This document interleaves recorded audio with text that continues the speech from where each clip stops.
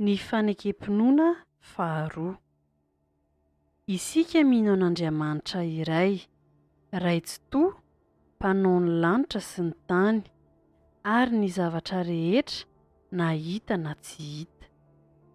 Ary ihany Jesosy Kristy Tompo iray, Zanan'ilay tokan'Andriamanitra, nateraky ny rainy talohan'izao rehetra izao. Ny mazava avy amin'ny mazava, Andriamanitra tokoa avy amin'Andriamanitra, nateraka fa tsy natao. Miray amin'iray ny zavatra rehetra. Izy no nahariana izao tontolo izao. Noho ny amintsika olombelona sady ho famonjenantsika, dia nidina avy tany an-danitra izy, ary nataony fanahy masina nofo avy tamin'ny Maria Virjiny, dia tonga olona izy.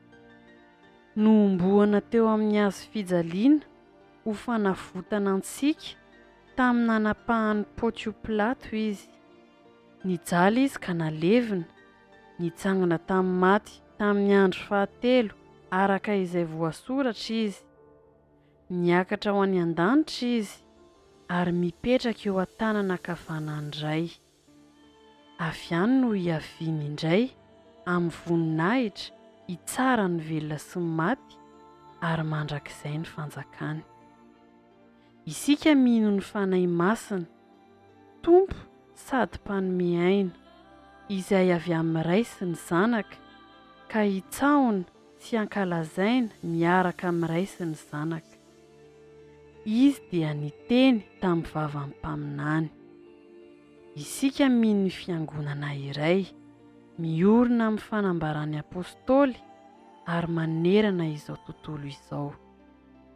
Isika manaiky ny batisa iray ho famelan-keloka sady manantena ny fitsanganan'ny maty ary ny fiainana mandrakizay. Amen.